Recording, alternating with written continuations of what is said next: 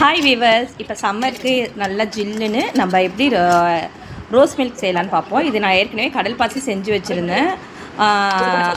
அந்த வீடியோ உங்களுக்கு வந்து நான் எப்படி செய்கிறதுன்னு சொல்லி காட்டுறேன். இது ரோஸ் மில்க் எசன்ஸும் போட்டு நட்ஸ் போட்டு கொஞ்சம் அந்த ரெட் கலரில் இருக்குது பாருங்கள், அது செஞ்சு வச்சுருக்கேன்.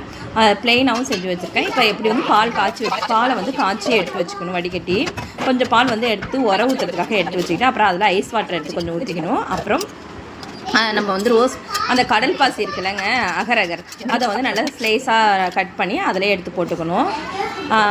நெக்ஸ்ட் வந்து ரோஸ் மில்க் எசன்ஸ் கொஞ்சம் போட்டுக்கணும். இன்னும் கொஞ்சம் எக்ஸ்ட்ரா போட்டுக்கிட்டேன். அப்புறம் சுகரை தாங்க கீழே தேடிட்டு இருக்கேன். சுகர் அதில் போட்டாச்சு. சுகரை வந்து ஆட் பண்ணிக்கணும். நல்லா கிண்டிட்டு நெக்ஸ்ட் வந்து திரும்பவும் தண்ணி ஊற்றிக்கிட்டேன். அடுத்தது வந்து இப்போ வந்து அந்த ரோஸ் மில்க் எசன்ஸ் போட்டால் அது கொஞ்சம் கலர்ஃபுல்லாக ஃப்ளேவர் வந்து ரெட் கலர் கொடுத்துருக்காங்க, நல்லா அழகாக இருக்கும்னு சொல்லிவிட்டு அது கொஞ்சம் எடுத்து போட்டுக்கிட்டேன். அப்புறம் வந்து சப்ஜா போட்டுக்கிட்டேன்.